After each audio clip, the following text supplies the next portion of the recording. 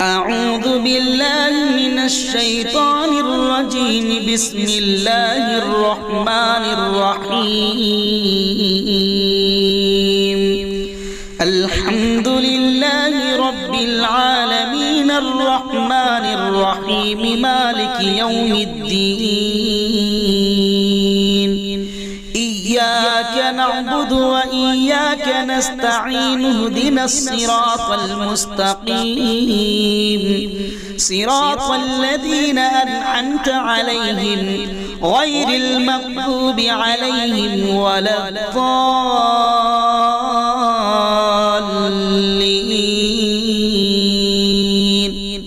بسم الله الرحمن الرحيم. ألف لام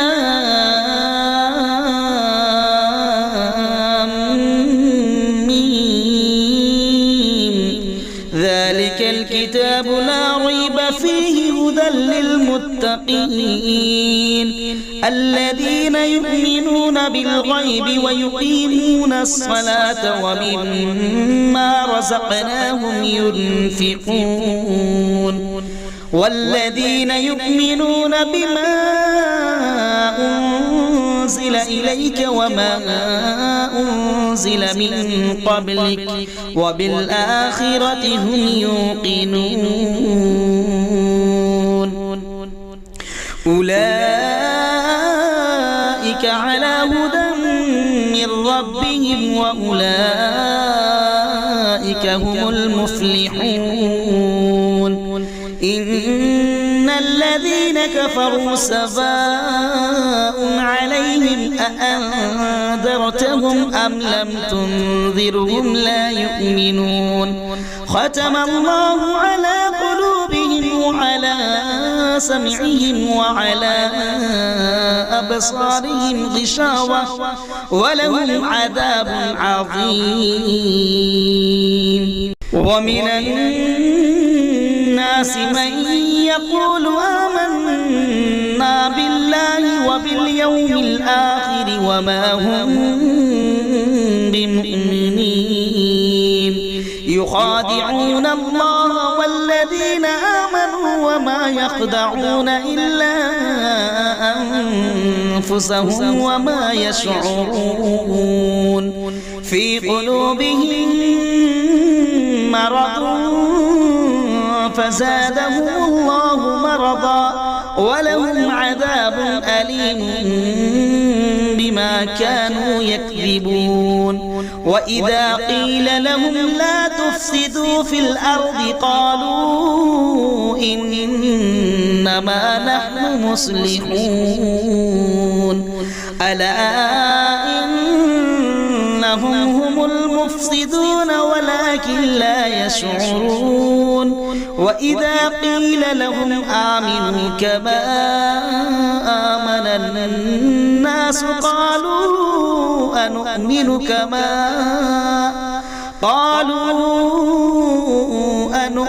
كما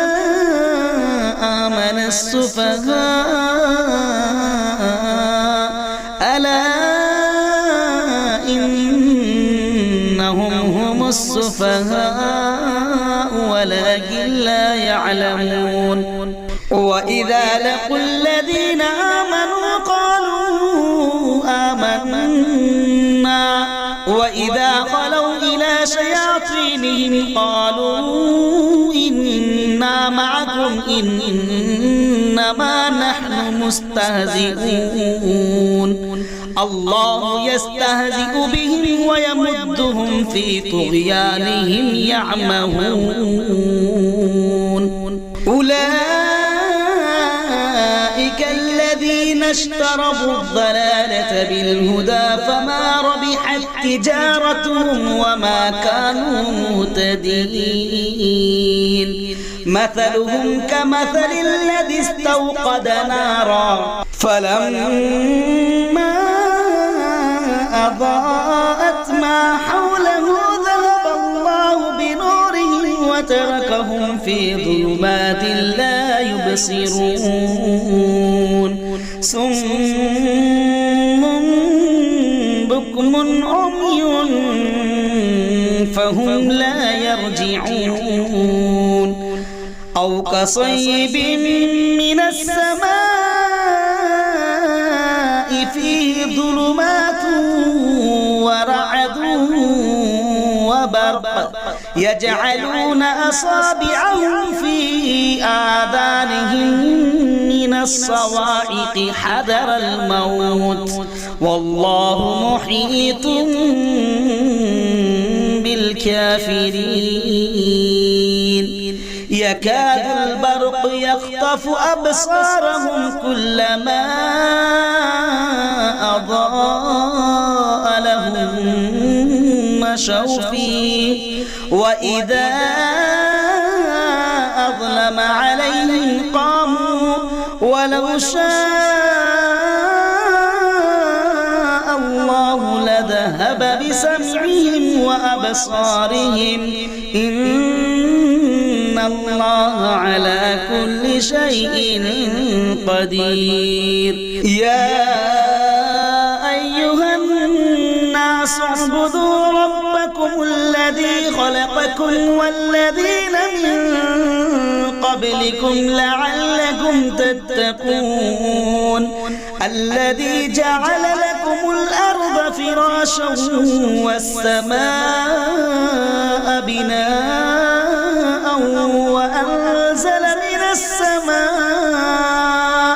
وأنزل من السماء ماء فأخرج به من الثمرات رزقا لكم فلا تجعلوا لله أندادا وأنتم تعلمون وإن كنتم في ريب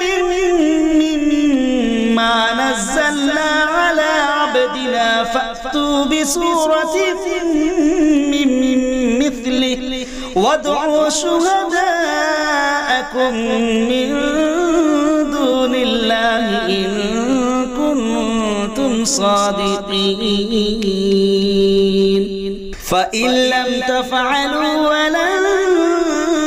تفعلوا فاتقوا النار التي وقودها الناس والحجارة أعدت للكافرين وبشر الذين آمنوا وعملوا الصالحات أن لهم جنات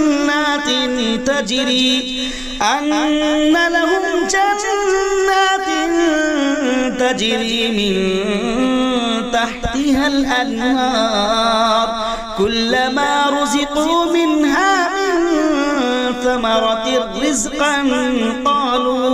قالوا هذا الذي رزقنا من قبل وأتوا به متشابها ولهم فيها أزواج مطهرة وهم فيها خالدون إن الله لا يستحيي أن يضرب مثلا ما بعوضة فما فوقها فأما الذين آمنوا فيعلمون أنه الحق من ربهم وأما الذين كفروا فيقولون ماذا أراد الله بهذا مثلا يضل به كثيرا ويهدي به كثيرا وما يضل به إلا الفاسقين الذين ينقضون عهد الله من بعد ميثاقه ويقطعون ما أمر الله به أن يوصل ويفسدون في الأرض أولئك هم الخاسرون كيف تكفرون بالله وكنتم أمواتا فأحياكم ثم ثم يميتكم ثم يحييكم ثم إليه ترجعون هو الذي خلق لكم ما في الأرض جميعا ثم استوى إلى السماء فسواهن 7 سماوات وهو بكل شيء عليم وإذ قال ربك للملائكة إني جاعل في الأرض خليفة قالوا أتجعل فيها من يفسد فيها ويسفك الدماء ونحن نسبح بحمدك ونقدس لك قال إني أعلم ما لا تعلمون وعلم آدم الأسماء كلها ثم عرضهم على الملائكة فقال أنبئوني بأسماء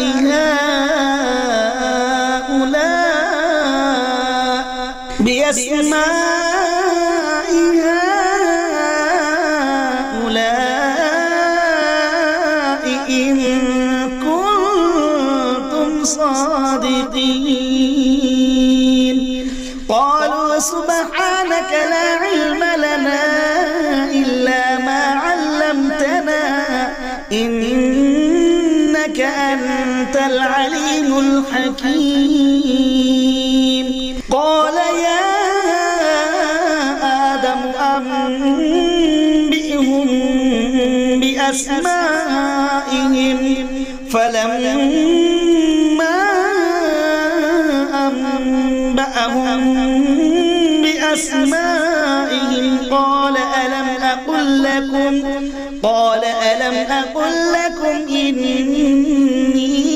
أعلم غيب السماوات والأرض وأعلم ما تبدون وما كنتم تكتمون وإذ قلنا للملائكة اسجدوا لآدم فسجدوا إلا إبليس أبى واستكبر وكان من الكافرين وقلنا يا آدم اسكن أنت وزوجك الجنة وكلا منها رغدا حيث شئتما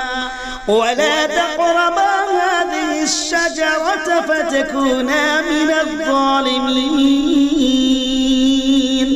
فأزلهما الشيطان عنها فأخرجهما مما كانا فيه وقلنا اهبطوا بعضكم لبعض عدو ولكم في الأرض مستقر ومتاع إلى حين فتلقى آدم من ربه كلمات فتاب عليه إنه هو التواب الرحيم قل اهبطوا منها جميعا فإما يأتينكم مني هدى فمن تبع هداي فلا خوف عليهم ولا هم يحزنون والذين كفروا وكذبوا بآياتنا أولئك أصحاب النار هم فيها خالدون يا بني إسرائيل اذكروا نعمتي التي أنعمت عليكم وأوفوا بعهدي أوف بعهدكم وإياي فارهبون وآمنوا بما أنزلت مصدقا لما معكم ولا تكونوا أول كافر به ولا تشتروا بآياتي ثمنا قليلا وإياي فاتقون ولا تلبسوا الحق بالباطل وتكتموا الحق وأنتم تعلمون وأقيموا الصلاة وآتوا الزكاة واركعوا مع الراكعين أتأمرون الناس بالبر وتنسون أنفسكم وأنتم تتلون الكتاب أفلا تعقلون واستعينوا بالصبر والصلاة وإنها لكبيرة إلا على الخاشعين الذين يظنون أنهم ملاقو ربهم وأنهم إليه راجعون يا بني إسرائيل اذكروا نعمتي التي أنعمت عليكم وأني فضلتكم على العالمين واتقوا يوما لا تجزي نفس عن نفس شيئا ولا يقبل منها شفاعة ولا يؤخذ منها عدل ولا هم ينصرون وإذ نجيناكم من آل فرعون يسومونكم سوء العذاب يذبحون أبناءكم ويستحيون نساءكم وفي ذلكم بلاء من ربكم عظيم وإذ فرقنا بكم البحر فأنجيناكم وأغرقنا آل فرعون وأنتم تنظرون وإذ واعدنا موسى 40 ليلة ثم اتخذتم العجل من بعده وأنتم ظالمون ثم عفونا عنكم من بعد ذلك لعلكم تشكرون وإذ آتينا موسى الكتاب والفرقان لعلكم تهتدون وإذ قال موسى لقومه يا قوم إنكم ظلمتم أنفسكم باتخاذكم العجل فتوبوا إلى بارئكم فاقتلوا أنفسكم ذلكم خير لكم عند بارئكم فتاب عليكم إنه إنه هو التواب الرحيم وإذ قلتم يا موسى لن نؤمن لك حتى نرى الله جهرة فأخذتكم الصاعقة وأنتم تنظرون ثم بعثناكم من بعد موتكم لعلكم تشكرون وظللنا عليكم الغمام وأنزلنا عليكم المن والسلوى كلوا من طيبات ما رزقناكم وما ظلمونا ولكن كانوا أنفسهم يظلمون وإذ قلنا ادخلوا هذه القرية فكلوا منها حيث شئتم رغدا وادخلوا الباب سجدا وقولوا حطة نغفر لكم خطاياكم وسنزيد المحسنين فبدل الذين ظلموا قولا غير الذي قيل لهم فأنزلنا على الذين ظلموا رجزا من السماء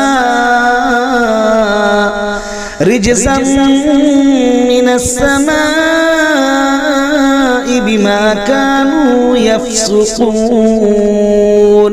وإذ استسقى موسى لقومه فقلنا اضرب بعصاك الحجر فانفجرت منه 12 عينا قد علم كل أناس مشربهم كلوا واشربوا من رزق الله ولا تعثوا في الأرض مفسدين وإذ قلتم يا موسى لن نصبر على طعام واحد فادع لنا ربك يخرج لنا مما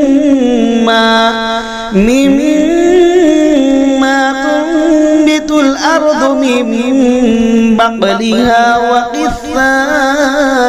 وفومها وعدسها وبصلها قال أتستبدلون الذي هو أدنى بالذي هو خير اهبطوا مصرا فإن لكم ما سألتم وضربت عليهم الذلة والمسكنة وباءوا بغضب من الله ذلك بأنهم كانوا يكفرون بآيات الله ويقتلون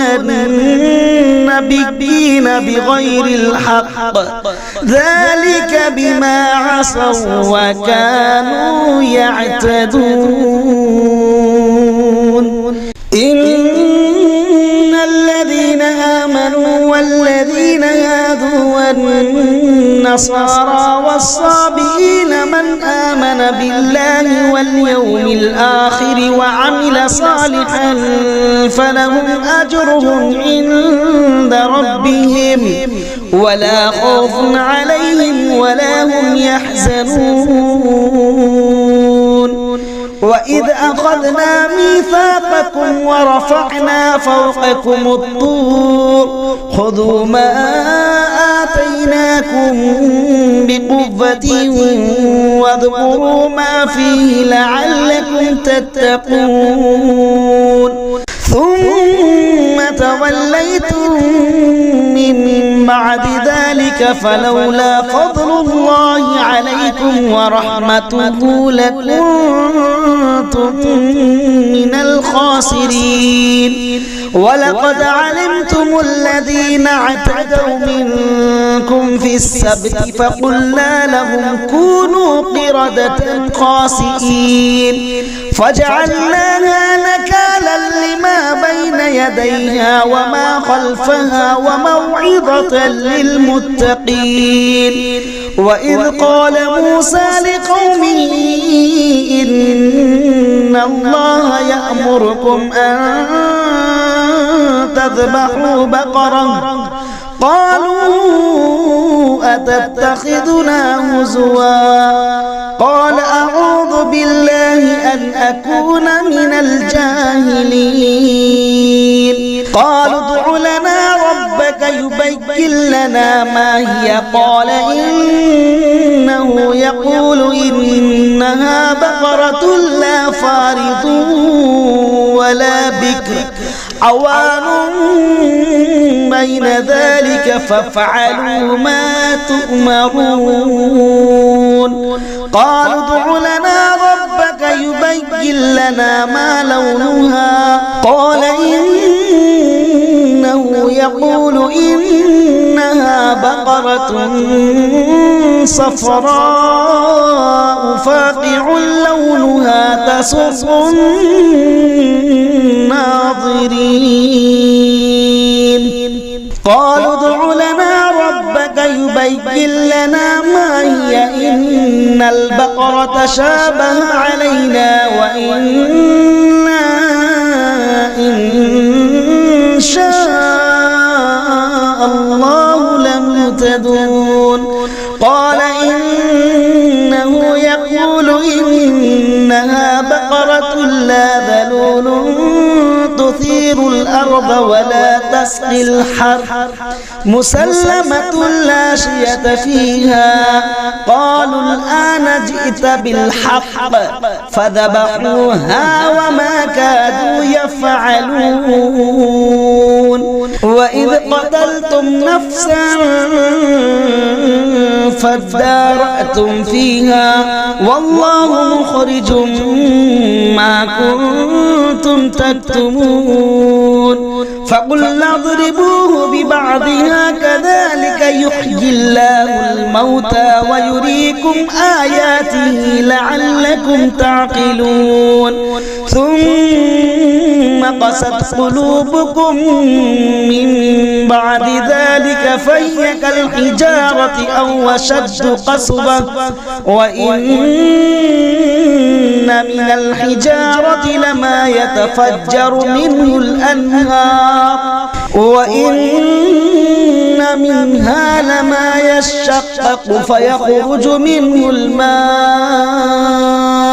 وإن منها لما يهبط من خشية الله وما الله بغافل عما تعملون. أفتطمعون أن يؤمنوا لكم وقد كان فريق منهم يسمعون كلام الله ثم يحرفونه من بعد ما عقلوه وهم يعلمون. وإذا لقوا الذين آمنوا قالوا آمنا وإذا خلا بعضهم إلى بعض قالوا أتحدثونهم بما فتح الله عليكم ليحاجوكم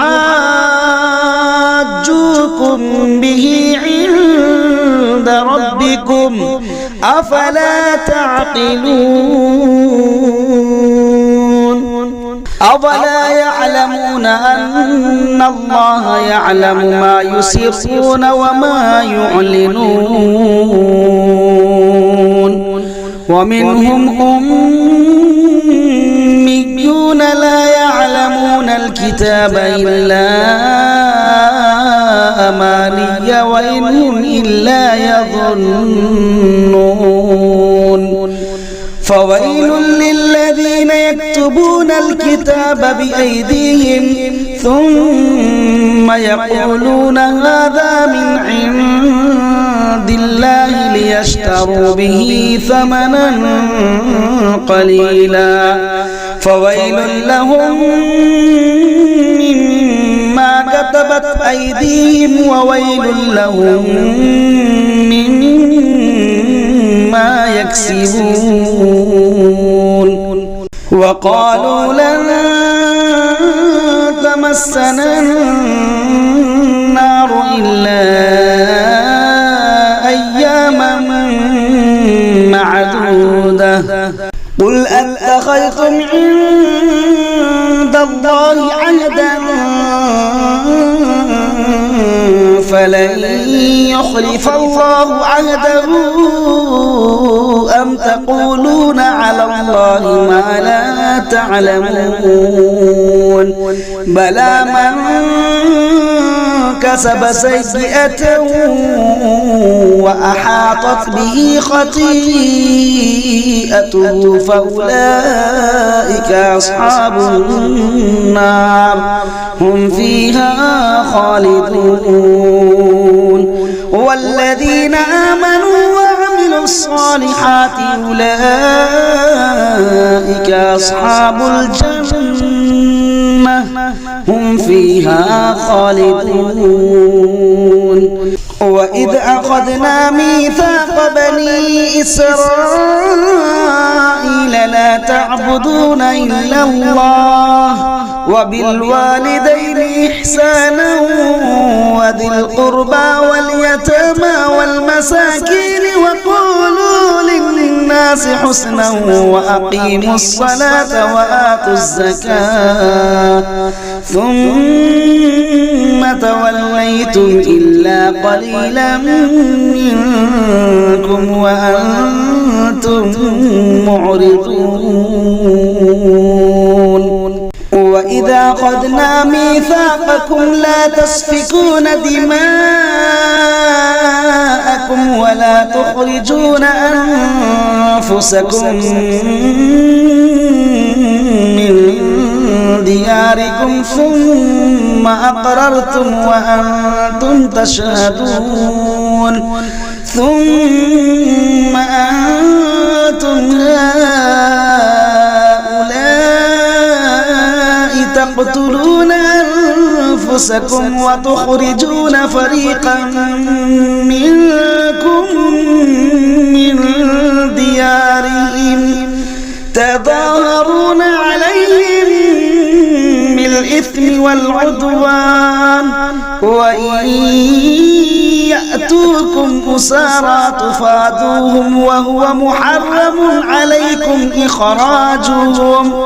أفتؤمنون ببعض الكتاب وتكفرون ببعض فما جزاء من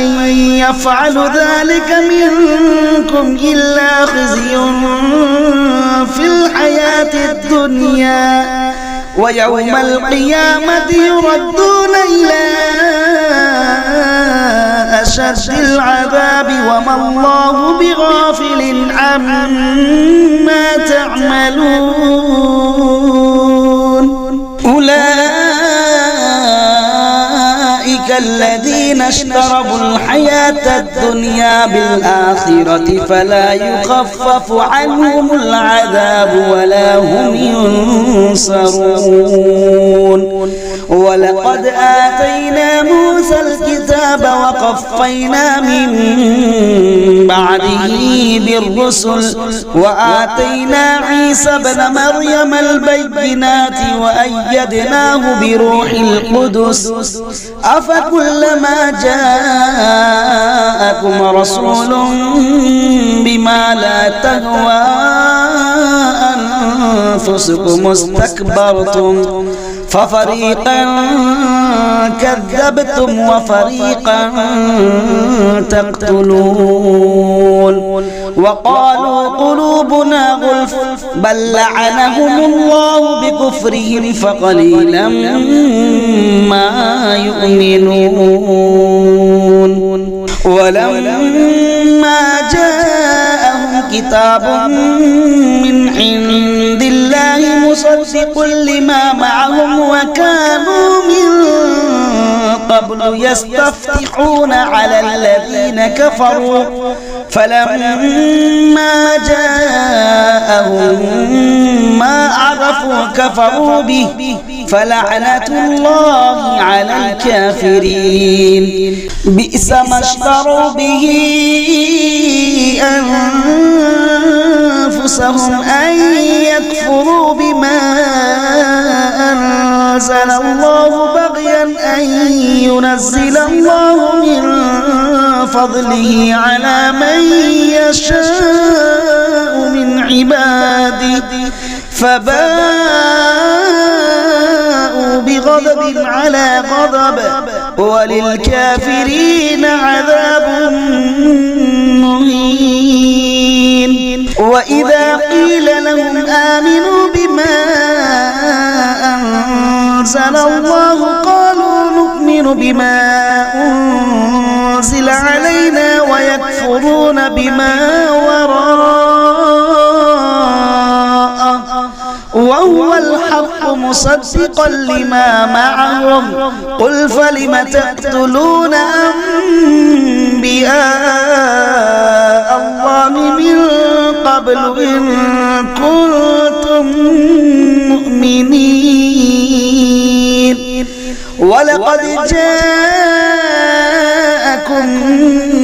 موسى بالبينات ثم اتخذتم العجل من بعده وأنتم ظالمون وإذ أخذنا ميثاقكم ورفعنا فوقكم الطور خذوا ما آتيناكم بقوة واسمعوا قالوا سمعنا وعصينا وأشربوا في قلوبهم العجل بكفرهم قل بئس ما يأمركم به إيمانكم إن كنتم مؤمنين قل إن كانت لكم الدار الآخرة عند الله خالصة من دون الناس فتمنوا الموت إن كنتم صادقين ولن يتمنوا أبدا بما قدمت أيديهم والله عليم بالظالمين ولتجدنهم أحرص الناس على حياة ومن الذين أشركوا يود أحدهم لو يعمر 1000 سنة وما هو بمزحزحه من العذاب أن يعمر والله بصير بما يعملون قل من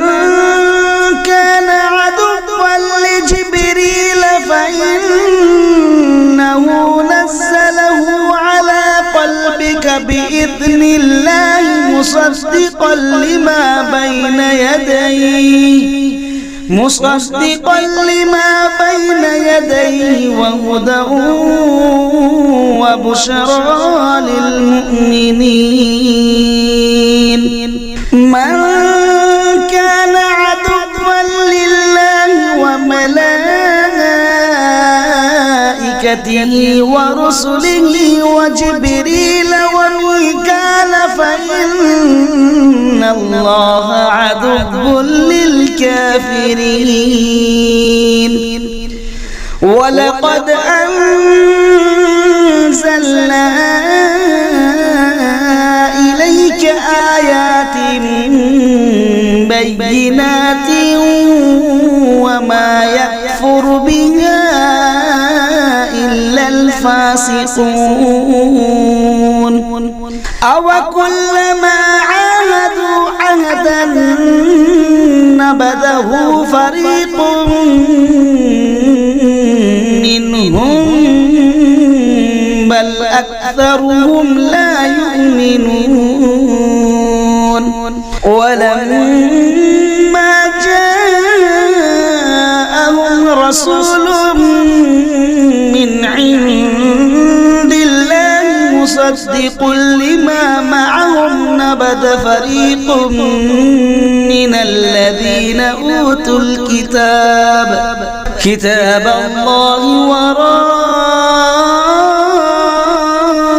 ظهورهم كأنهم لا يعلمون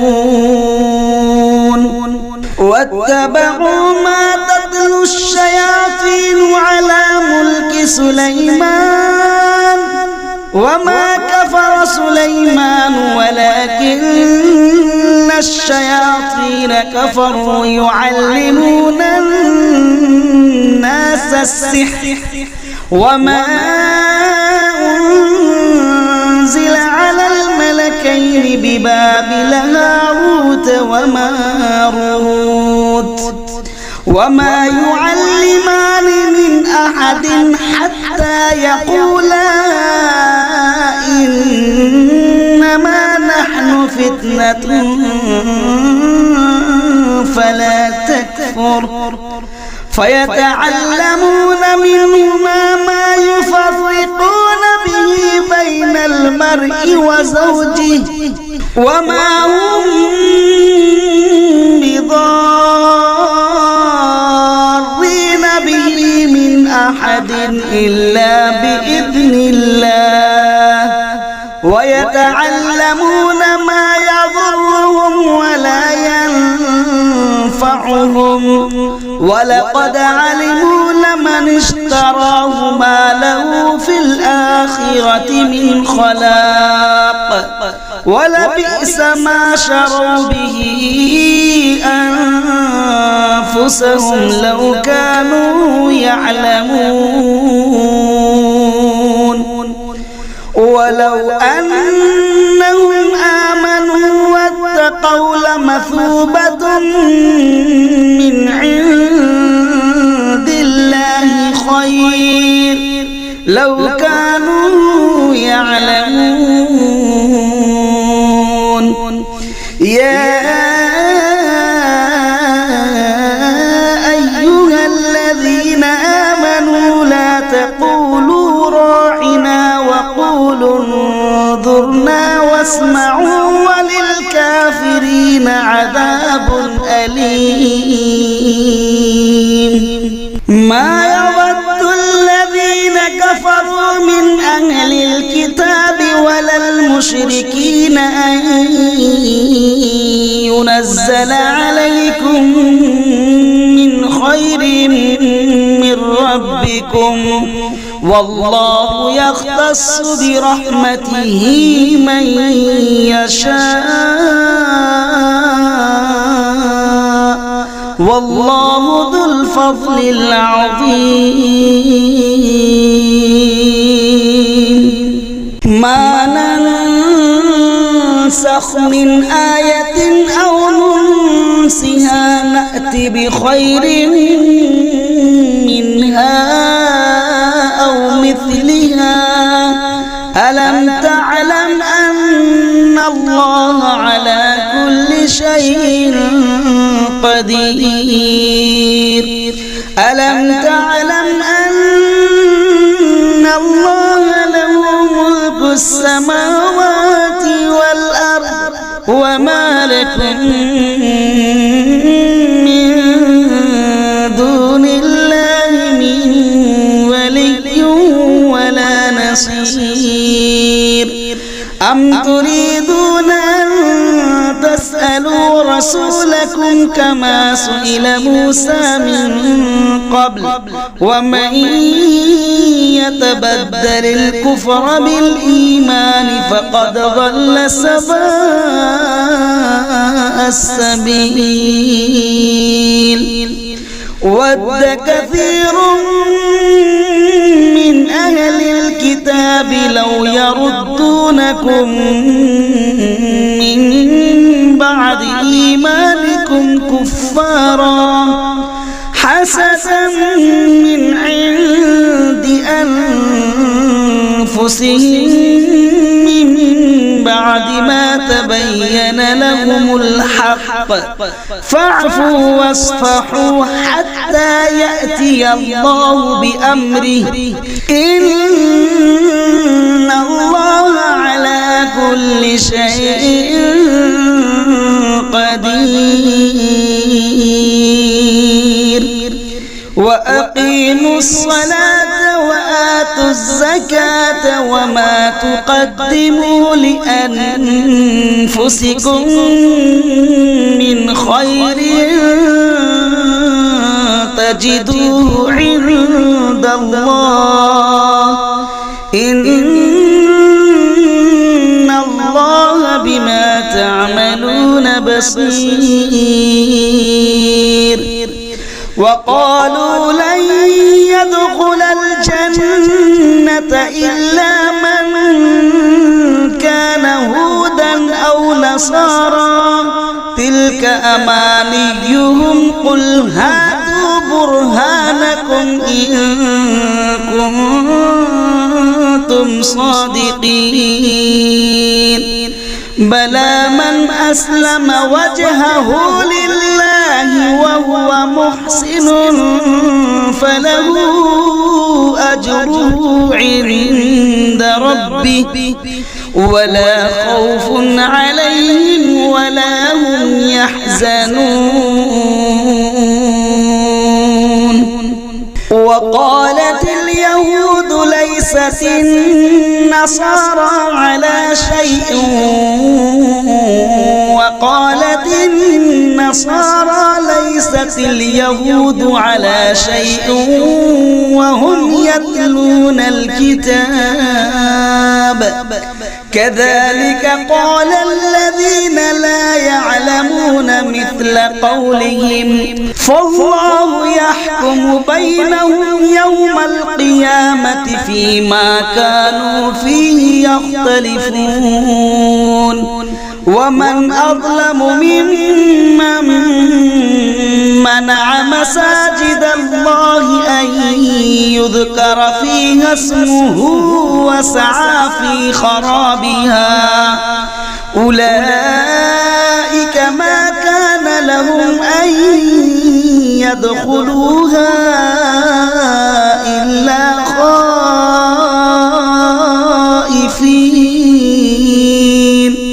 لهم في الدنيا خزي ولهم في الآخرة عذاب عظيم ولله المشرق والمغرب فأينما تولوا فثم وجه الله إن الله واسع عليم وقالوا اتخذ الله ولدا سبحانه بل له ما في السماوات والأرض كل له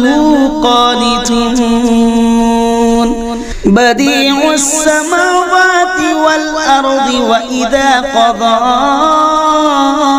أمرا فإنما يقول له كن فيكون وقال الذين لا يعلمون لولا يكلمنا الله أو تأتينا آية كذلك قال الذين من قبلهم مثل قولهم تشابهت قلوبهم قد بينا الآيات لقوم يوقنون إنا أرسلناك بالحق بشيرا ونذيرا ولا تسأل عن أصحاب الجحيم ولن ترضى عنك اليهود بل النصارى حتى تتبع ملتهم قل إن هدى الله هو الهدى ولئن اتبعت أهواءهم بعد الذي جاءك من العلم ما لك من الله من ولي ولا نصير الذين آتيناهم الكتاب يتلونه حق تلاوته أولئك يؤمنون به ومن يكفر به فأولئك هم الخاسرون يا بني إسرائيل اذكروا نعمتي التي أنعمت عليكم وأني فضلتكم على العالمين واتقوا يوما لا تجزي نفس عن نفس شيئا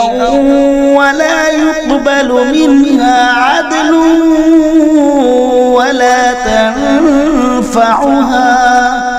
ولا تنفعها شفاعة ولا هم ينصرون وإذ ابتلى إبراهيم ربه بكلمات فأتمهن قال إني جاعلك للناس إماما قال ومن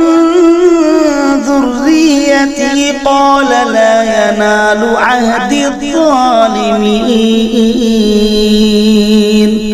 وإذ جعلنا البيت مثابة للناس وأمنا واتخذوا من مقام إبراهيم مصلى وعهدنا إلى إبراهيم وإسماعيل أن طهر بيتي للطائفين والعاكفين والركع السجود وإذ قال إبراهيم رب اجعل هذا بلدا آمنا وارزق أهله من الثمرات من آمن منهم بالله واليوم الآخر قال ومن كفر فأمتعه قليلا ثم أضطره إلى عذاب النار وبئس المصير وإذ يرفع إبراهيم القواعد من البيت وإسماعيل ربنا تقبل منا إنك أنت السميع العليم ربنا وجعلنا مسلمين لك ومن ذريتنا أمة مسلمة لك وأرنا مناسكنا وتب علينا إنك أنت التواب الرحيم ربنا وبعث فيهم رسولا منهم يتلو عليهم آياتك ويعلمهم الكتاب والحكمة ويزكيهم إنك أنت العزيز الحكيم ومن يرغب عن ملة إبراهيم إلا من سفه نفسه ولقد اصطفيناه في الدنيا وإنه في الآخرة لمن الصالحين إذ قال له ربه أسلم قال أسلمت لرب العالمين ووصى بها إبراهيم بنيه ويعقوب يا بني إن الله اصطفى لكم الدين فلا تموتن إلا وأنتم مسلمون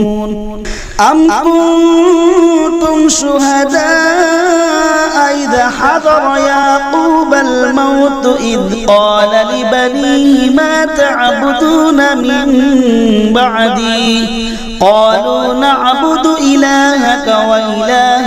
آبائك إبراهيم وإسماعيل وإسحاق إلها واحدا ونحن له مسلمون تلك أمة قد خلت لها ما كسبت ولكم ما كسبتم ولا تسألون عما كانوا يعملون وقالوا كونوا هودا أو نصارى تهتدوا قل بل ملة إبراهيم حنيفا وما كان من المشركين قولوا آمنا بالله وما أنزل إلينا وما أنزل إلى إبراهيم وإسماعيل وإسحاق ويعقوب والأسباط وما أوتي موسى وعيسى وما أوتي النبيون من ربهم لا نفرق بين أحد منهم ونحن له مسلمون فإن آمنوا بمثل ما آمنتم به فقد اهتدوا وإن تولوا فإنما هم في شقاق فسيكفيكهم الله وهو السميع العليم صبغة الله ومن أحسن من الله صبغة ونحن له عابدون قل أتحاجوننا في الله وهو ربنا وربكم ولنا أعمالنا ولكم أعمالكم ونحن له مخلصون أم تقولون إن إبراهيم وإسماعيل وإسحاق ويعقوب والأسباط كانوا هودا أو نصارى قل أأنتم أعلم أم الله ومن أظلم ممن كتم شهادة عنده من الله وما الله بغافل عما تعملون تلك أمة أمة قد خلت لها ما كسبت ولكم ما كسبتم ولا تسألون عما كانوا يعملون سيقول السفهاء من الناس ما ولاهم عن قبلتهم التي كانوا عليها قل لله المشرق والمغرب يهدي من يشاء إلى صراط مستقيم وكذلك جعلناكم أمة وسطا لتكونوا شهداء على الناس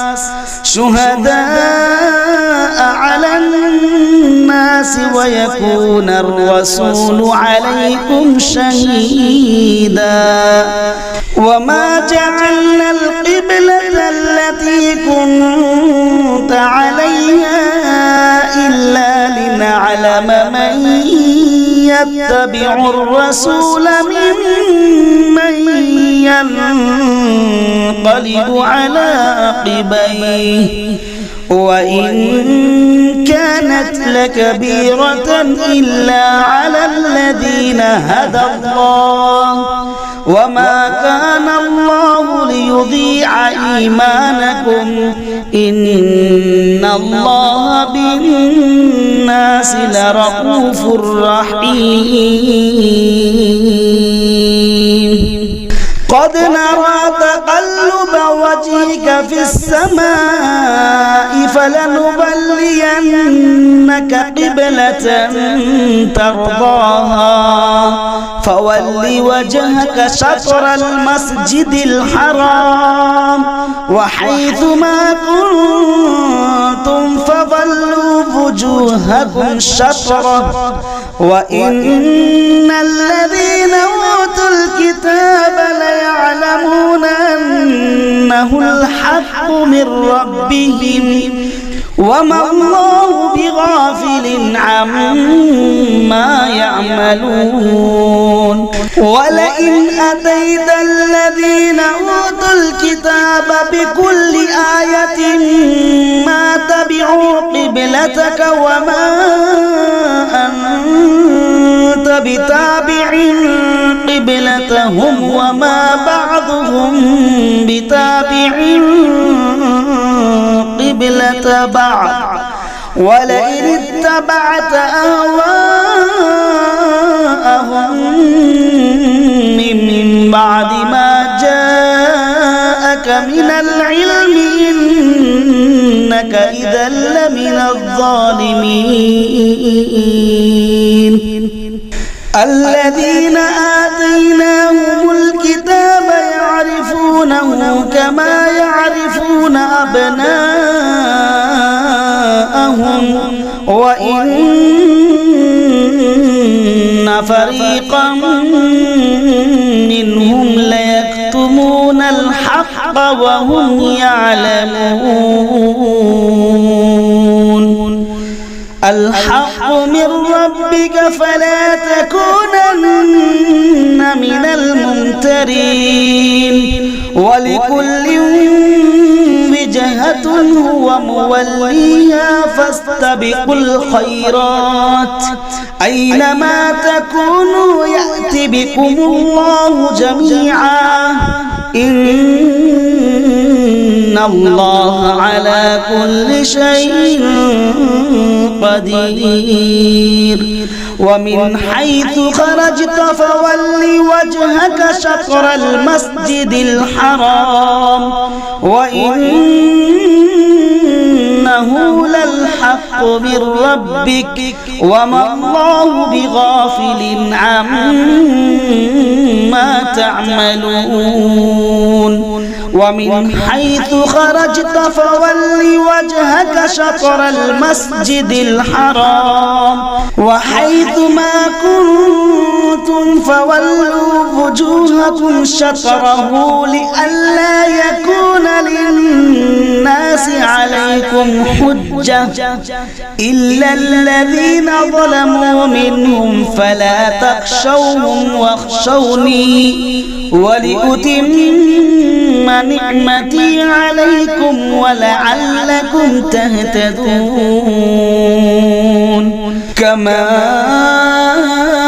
أرسلنا فيكم رسولا منكم يتلو عليكم آياتنا ويزكيكم ويعلمكم الكتاب والحكمة ويعلمكم ما لم تكونوا تعلمون فاذكروني أذكركم واشكروا لي ولا تكفرون يا أيها الذين آمنوا استعينوا بالصبر والصلاة إن الله مع الصابرين ولا تقولوا لمن يقتل في سبيل الله أموات بل أحياء ولكن لا تشعرون ولنبلونكم بشيء من الخوف والجوع ونقص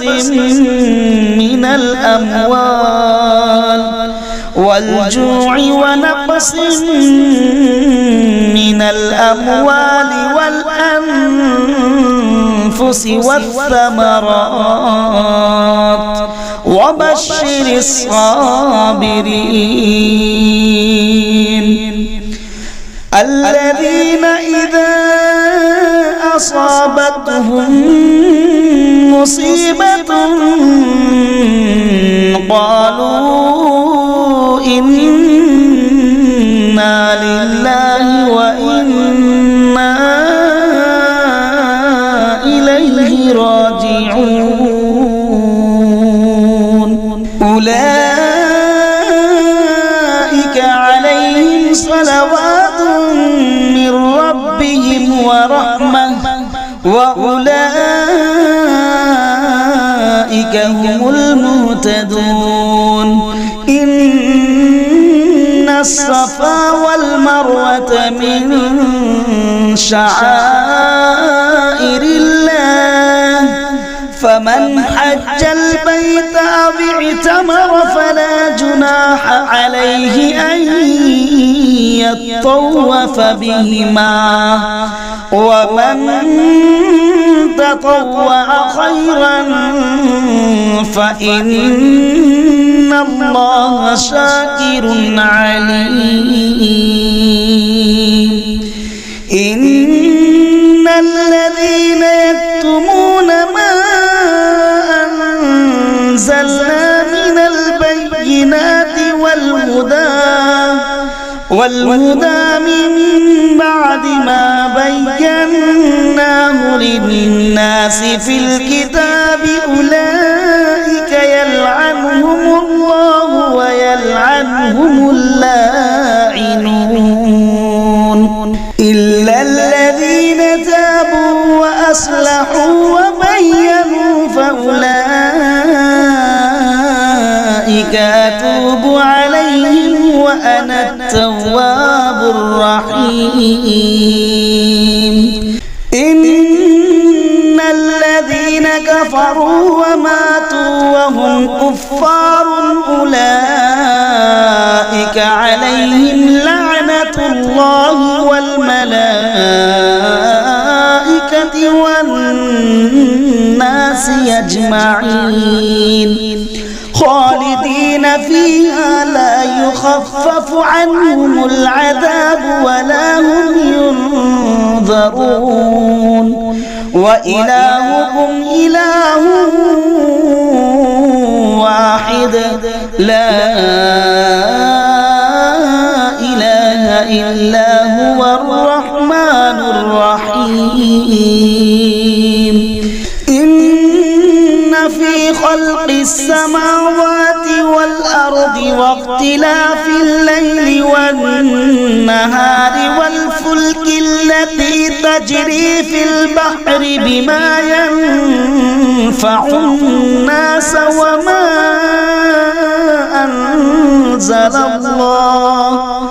وما أنزل الله من السماء من ماء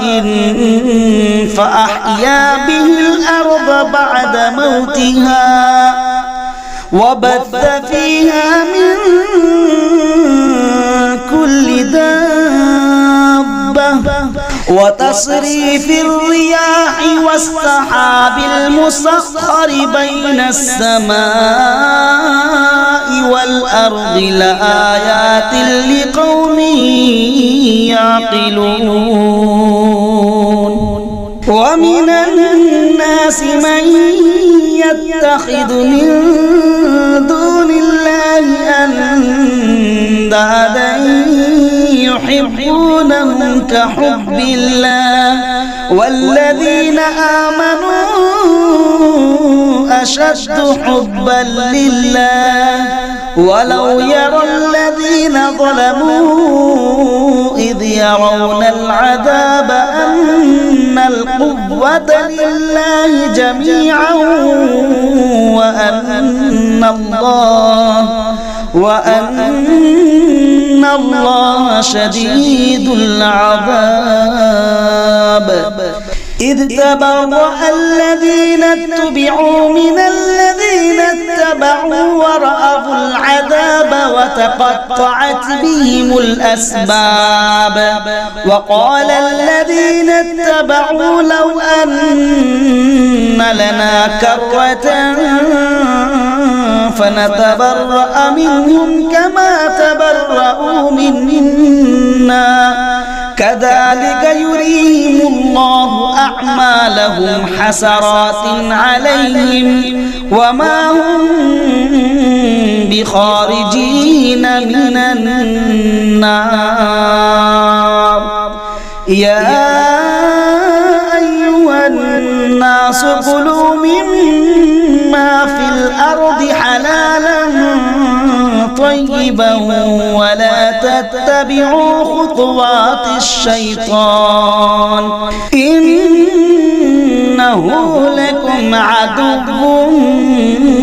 مبين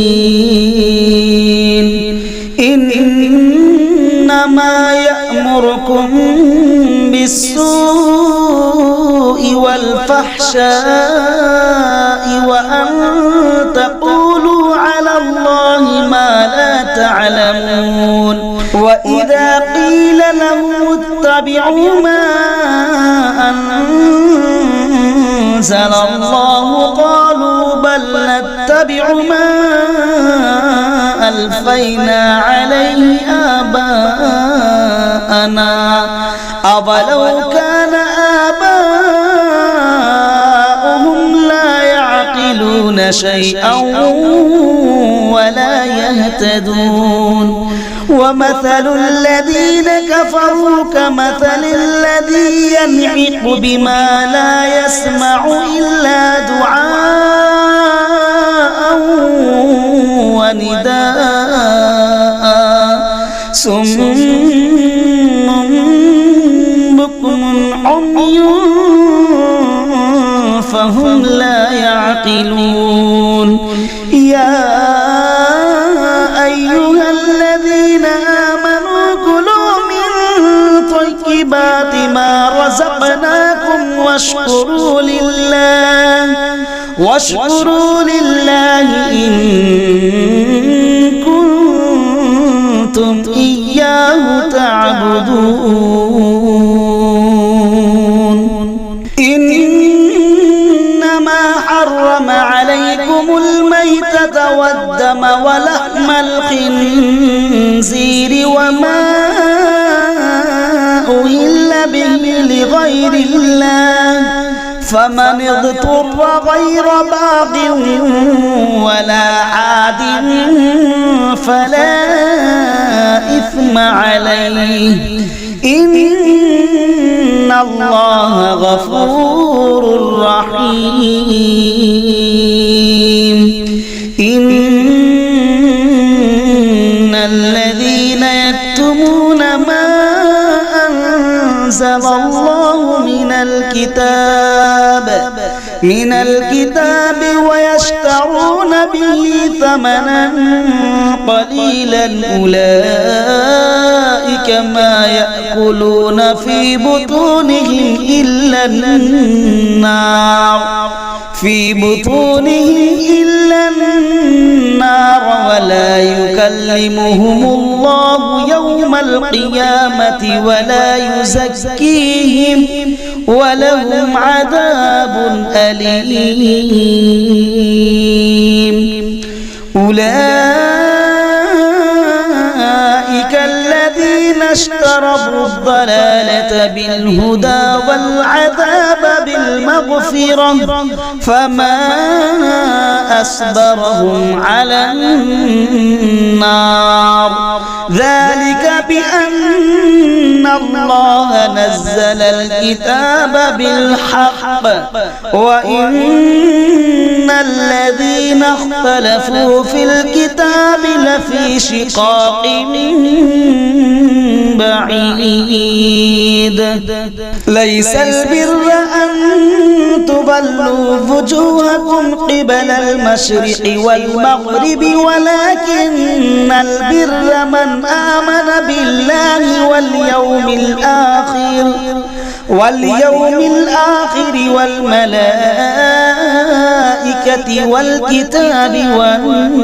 والنبيين وآتى المال على حبه ذوي القربى واليتامى والمساكين وابن السبيل والسائلين وفي الرقاب وأقام الصلاة وآتى الزكاة والموفون بعهدهم إذا عاهدوا والصابرين في البأساء والضراء وحين البأس أولئك الذين صدقوا وأولئك هم المتقون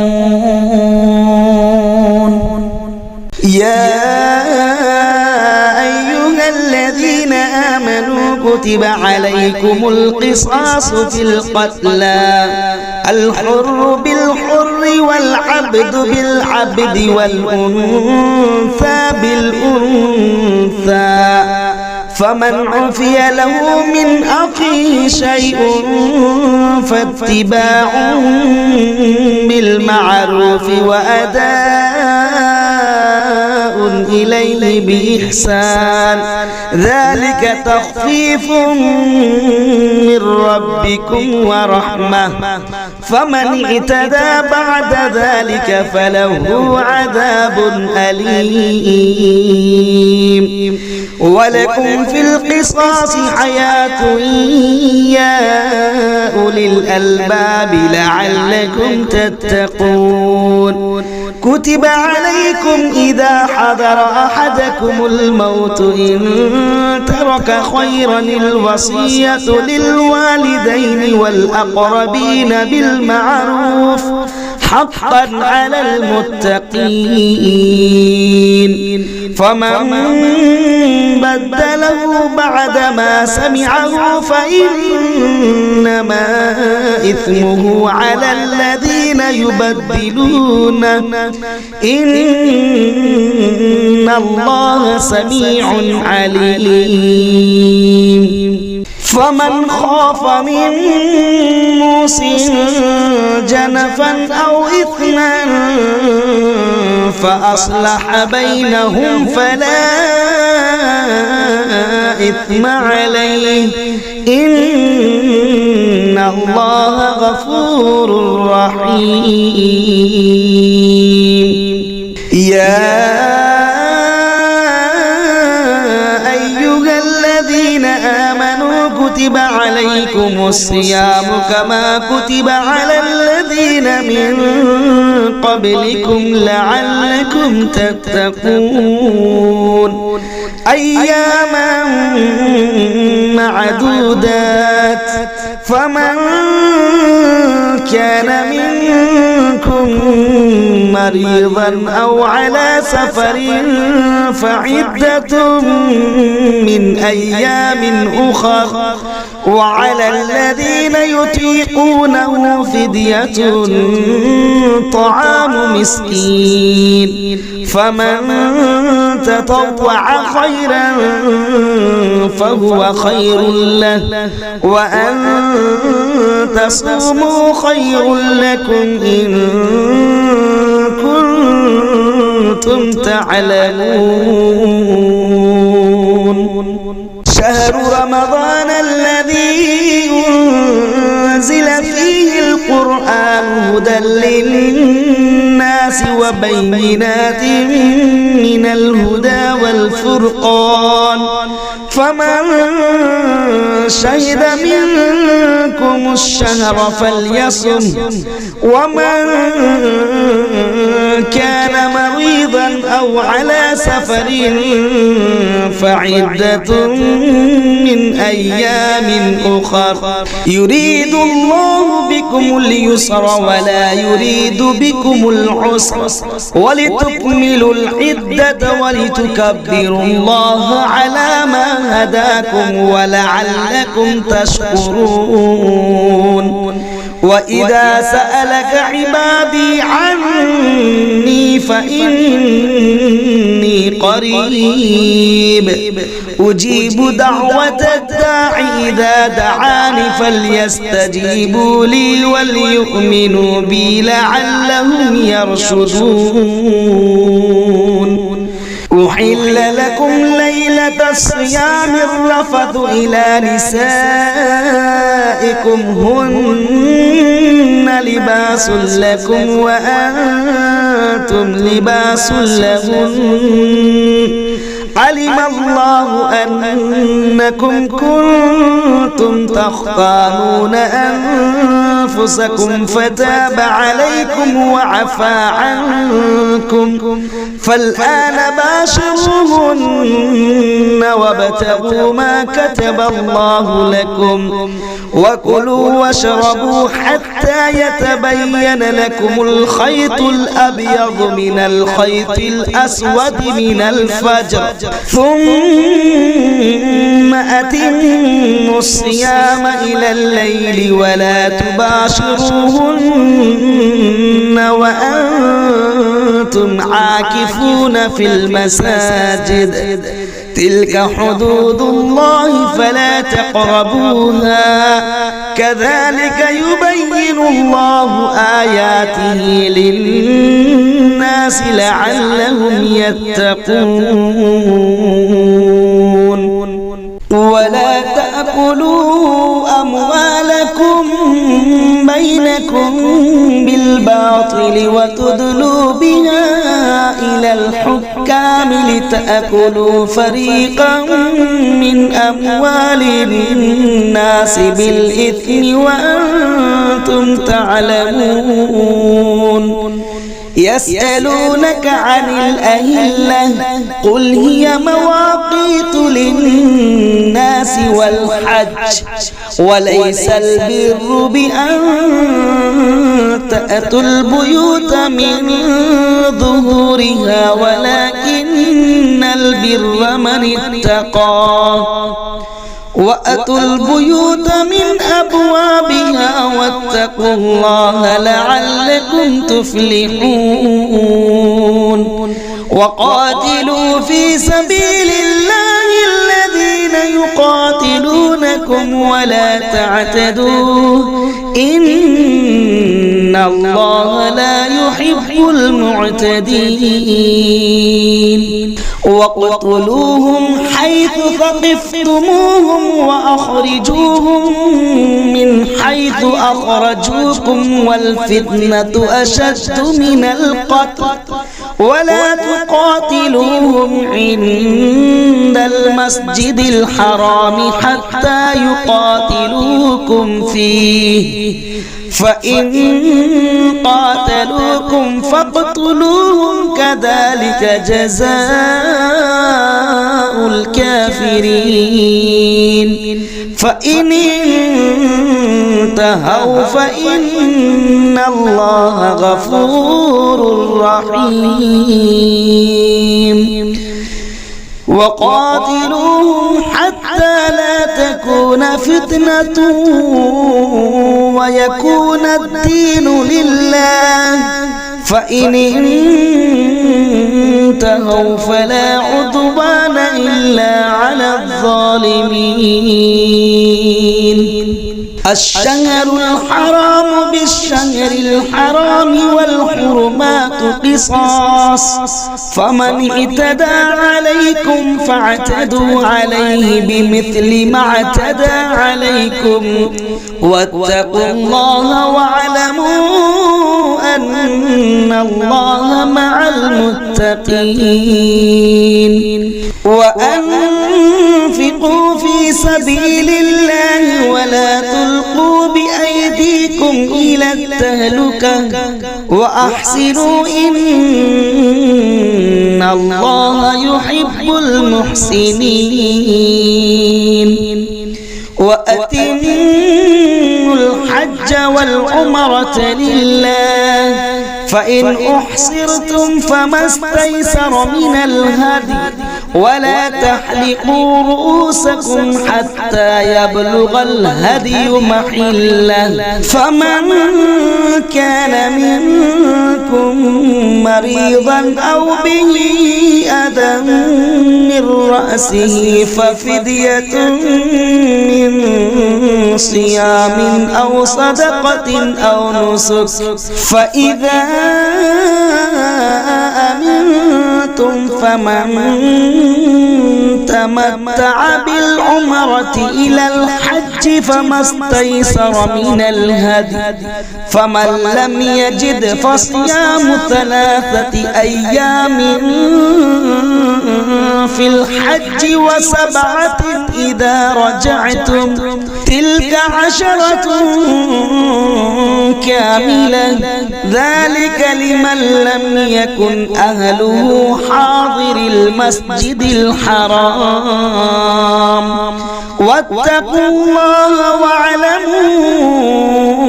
أن الله شديد العقاب الحج أشهر معلومات فمن فرض فيهن الحج فلا رفث ولا فسوق ولا جدال في الحج وما تفعلوا من خير يعلمه الله وتزودوا فإن خير الزاد التقوى واتقون يا أولي الألباب ليس عليكم جناح أن تبتغوا فضلا من ربكم فإذا أفضتم من عرفات فاذكروا الله عند المشعر الحرام واذكروه كما هداكم وإن كنتم من قبله لمن الضالين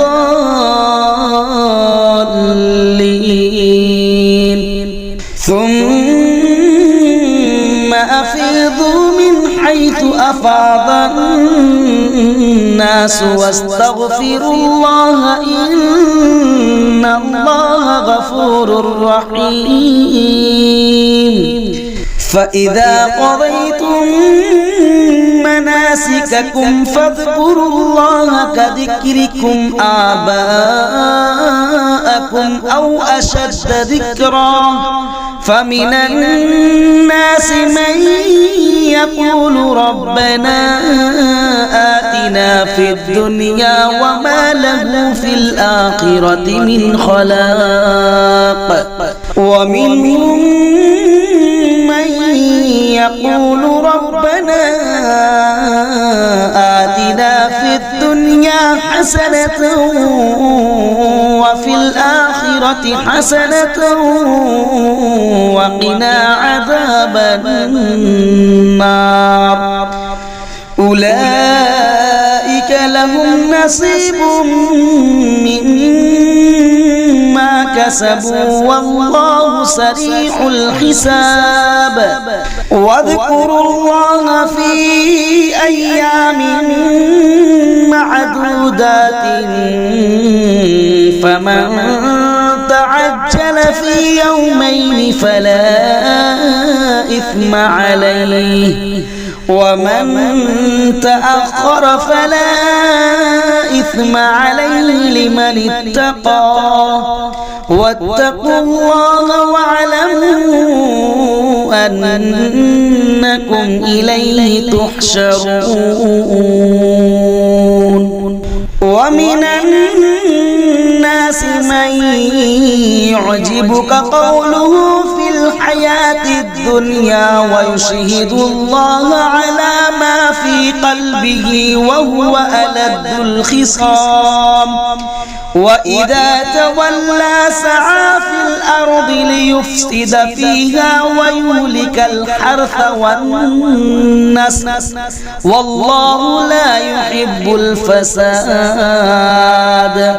وإذا قيل له اتق الله أخذته العزة بالإثم فحسبه جهنم ولبئس المهاد ومن الناس من يشري نفسه ابتغاء مرضات الله والله رؤوف بالعباد يا أيها الذين آمنوا ادخلوا في السلم كافة ولا تتبعوا خطوات الشيطان إنه لكم عدو مبين فإن زللتم من بعد ما جاءتكم البينات فاعلموا أن الله عزيز حكيم هل ينظرون إلا أن يأتيهم الله في ظلل من الغمام والملائكة وقضي الأمر وإلى الله ترجع الأمور سل بني إسرائيل كم آتيناهم من آية بينة ومن يبدل نعمة الله من بعد ما جاءته فإن الله شديد العقاب زين للذين كفروا الحياة الدنيا ويسخرون من الذين آمنوا والذين اتقوا فوقهم يوم القيامة والله يرزق من يشاء بغير حساب كان الناس أمة واحدة فبعث الله النبيين مبشرين ومنذرين وأنزل معهم الكتاب بالحق ليحكم بين الناس فيما اختلفوا فيه وما اختلف فيه إلا الذين أوتوه من بعد ما جاءتهم البينات بغيا بينهم فهدى الله الذين آمنوا لما اختلفوا فيه من الحق بإذنه والله يهدي من يشاء إلى صراط مستقيم أم حسبتم أن تدخلوا الجنة ولما يأتكم مثل الذين خلوا من قبلكم مستهم البأساء والضراء وزلزلوا حتى يقول الرسول والذين آمنوا معه متى نصر الله ألا إن نصر الله قريب يسألونك ماذا ينفقون قل ما أنفقتم من خير فللوالدين والأقربين واليتامى والمساكين وابن السبيل وما تفعلوا من خير فإن الله به عليم كتب عليكم القتال وهو كره لكم وعسى أن تكرهوا شيئا وهو خير لكم وعسى أن تحبوا شيئا وهو شر لكم والله يعلم وأنتم لا تعلمون يسألونك عن الشهر الحرام قتال فيه قل قتال فيه كبير وصد عن سبيل الله وكفر به والمسجد الحرام وإخراج أهله منه أكبر عند الله والفتنة أكبر من القتل ولا يزالون يقاتلونكم حتى يردوكم عن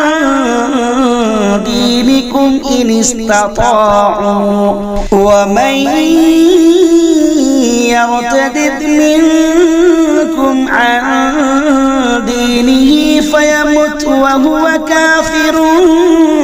فأولئك حبطت أعمالهم في الدنيا والآخرة وأولئك أصحاب النار هم فيها خالدون إن الذين آمنوا والذين هاجروا وجاهدوا في سبيل الله أولئك يرجون رحمة الله والله غفور رحيم يسألونك عن الخمر والميسر قل فيهما إثم كبير ومنافع للناس وإثمهما أكبر من نفعهما ويسألونك ماذا ينفقون قل العفو كذلك يبين الله لكم الآيات لعلكم تتفكرون في الدنيا والآخرة ويسألونك عن اليتامى قل إصلاح لهم خير وإن تخالطوهم فإخوانكم والله يعلم المفسد من المصلح ولو شاء الله لأعنتكم إن الله عزيز حكيم ولا تنكحوا المشركات حتى يؤمنن ولأمة مؤمنة خير من مشركة ولو أعجبتكم ولا تنكحوا المشركين حتى يؤمنوا ولعبد مؤمن خير من مشرك ولو أعجبكم أولئك يدعون إلى النار والله يدعو إلى الجنة والمغفرة بإذنه ويبين آياته للناس لعلهم يتذكرون ويسألونك عن المحيض قل هو أذى فاعتزلوا النساء في المحيض ولا تقربوهن حتى يطهرن فإذا تطهرن فأتوهن من حيث أمركم الله إن الله يحب التوابين ويحب المتطهرين نساؤكم حرث لكم فأتوا حرثكم أنى شئتم وقدموا لأنفسكم واتقوا الله واعلموا أنكم ملاقوه وبشر المؤمنين ولا تجعلوا الله عرضة لأيمانكم أن تبروا وتتقوا وتصلحوا بين الناس والله سميع عليم لا يؤاخذكم الله باللغو في أيمانكم ولكن يؤاخذكم بما كسبت قلوبكم والله غفور حليم للذين يؤلون من نسائهم تربص 4 أشهر فإن فاءوا فإن الله غفور رحيم وإن عزموا الطلاق فإن الله سميع عليم والمطلقات يتربصن بأنفسهن 3 قروء ولا يحل لهن أن يكتمن ما خلق الله في أرحامهن إن كن يؤمن بالله واليوم الآخر وبعولتهن أحق بردهن في ذلك إن أرادوا إصلاحا ولهن مثل الذي عليهن بالمعروف وللرجال عليهن درجة والله عزيز حكيم الطلاق 2 فإمساك بمعروف أو تسريح بإحسان ولا يحل لكم أن تأخذوا مما آتيتموهن شيئا إلا أن يخافا ألا يقيما حدود الله فإن خفتم ألا يقيما حدود الله فلا جناح عليهما فيما افتدت به تلك حدود الله فلا تعتدوها ومن يتعد حدود الله فأولئك هم الظالمون فإن طلقها فلا تحل له من بعد حتى تنكح زوجا غيره فإن طلقها فلا جناح عليهما أن يتراجعا إن ظنا أن يقيما حدود الله وتلك حدود الله يبينها لقوم يعلمون وإذا طلقتم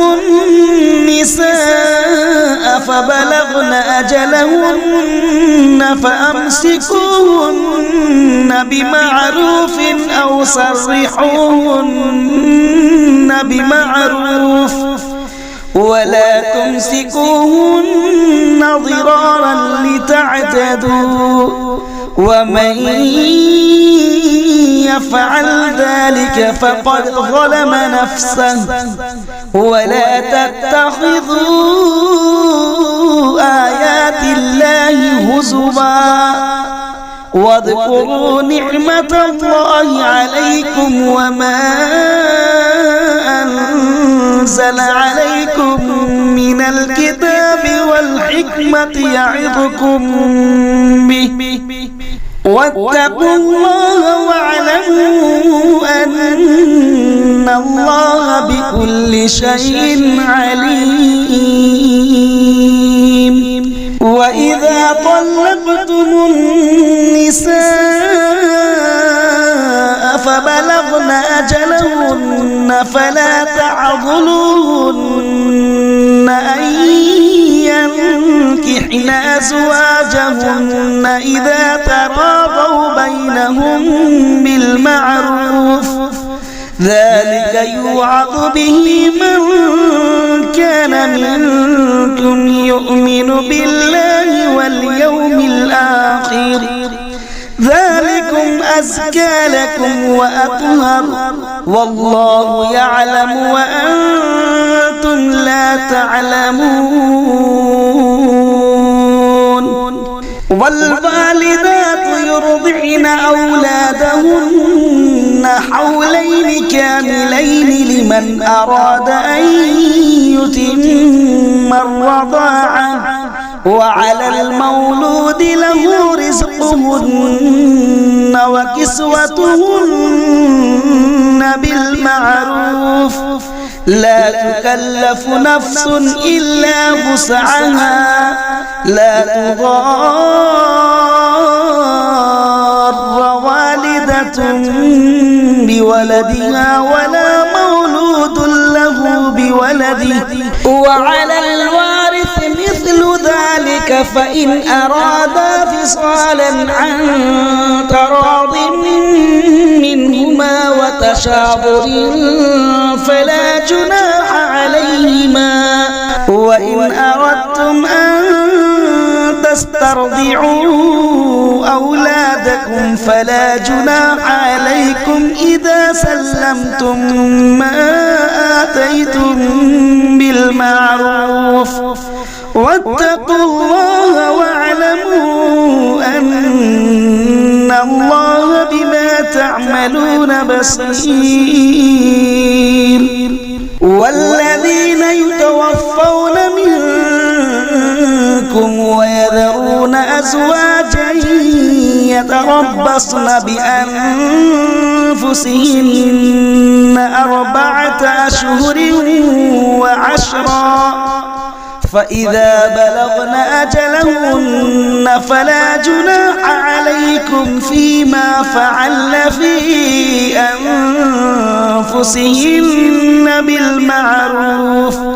والله بما تعملون خبير ولا جناح عليكم فيما عرضتم به من خطبة النساء أو أكننتم في أنفسكم علم الله أنكم ستذكرونهن ولكن لا تباعدوهن سرا إلا أن تقولوا قولا معروفا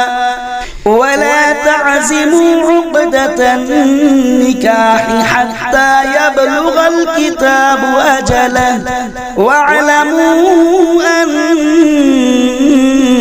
الله يعلم ما في أنفسكم فاحذروه واعلموا أن الله غفور حليم لا جناح عليكم إن طلقتم النساء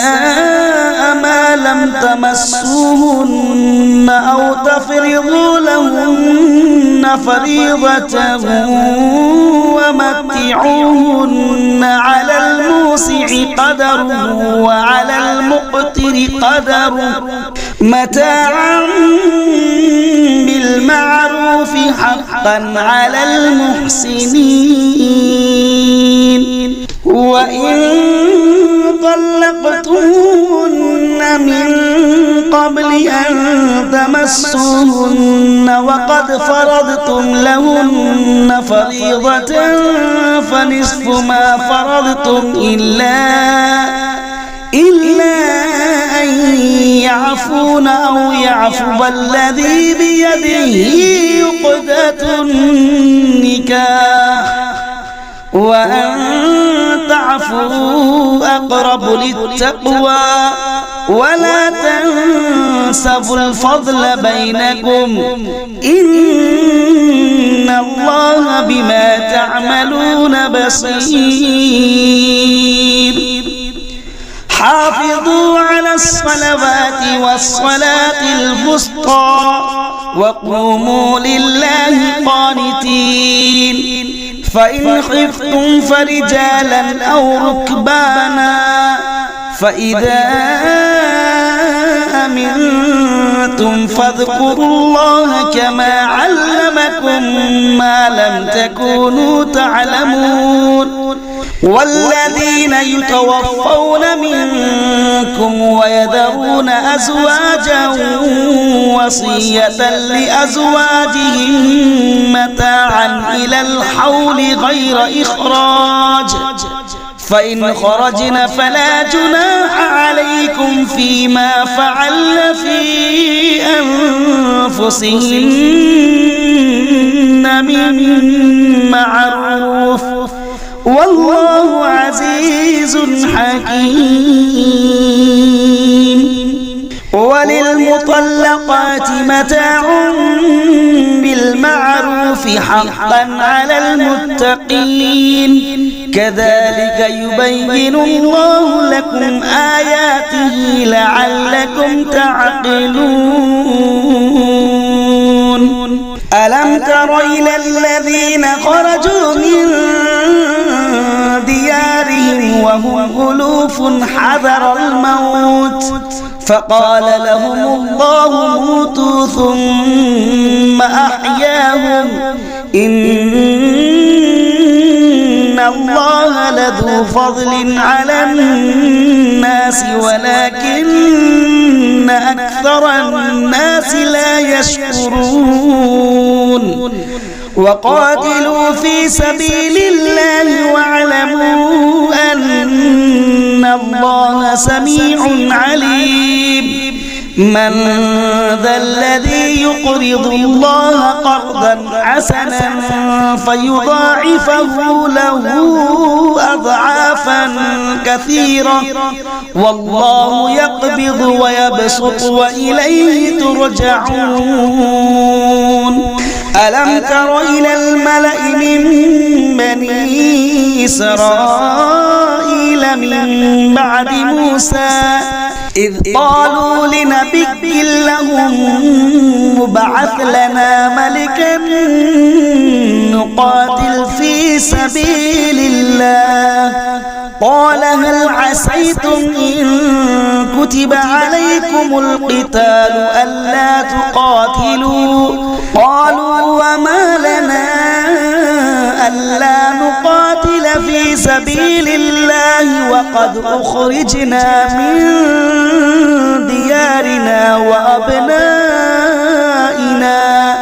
فلما كتب عليهم القتال تولوا إلا قليلا منهم والله عليم بالظالمين وقال لهم نبيهم إن الله قد بعث لكم طالوت ملكا قالوا أنى يكون له الملك علينا ونحن أحق بالملك منه ولم يؤت سعة من المال قال إن الله اصطفاه عليكم وزاده بسطة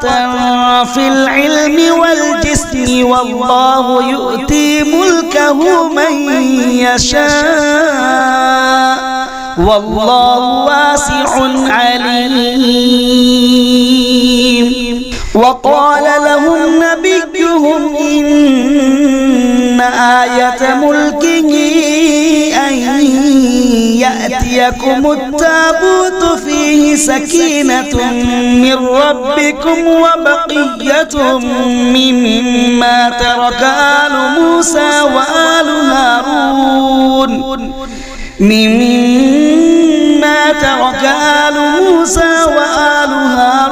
تحمل الملائكة إن في ذلك لآية لكم إن كنتم مؤمنين فلما فصل طالوت بالجنود قال إن الله مبتليكم بنهر فمن شرب منه فليس مني ومن لم يطعمه فإنه مني إلا من اغترف غرفة بيده فشربوا منه إلا قليلا منهم فلما جاوزه هو والذين آمنوا معه قالوا لا طاقة لنا اليوم بجالوت وجنوده قال الذين يظنون أنهم ملاقو الله كم من فئة قليلة غلبت فئة كثيرة بإذن الله والله مع الصابرين ولما برزوا لجالوت وجنوده قالوا ربنا أفرغ علينا صبرا وثبت أقدامنا وانصرنا على القوم الكافرين فهزموهم بإذن الله وقتل داود جالوت وآتاه الله الملك والحكمة وعلمه مما يشاء ولولا دفع الله الناس بعضهم ببعض لفسدت الأرض ولكن الله ذو فضل على العالمين تلك آيات الله نتلوها عليك بالحق وإنك لمن المرسلين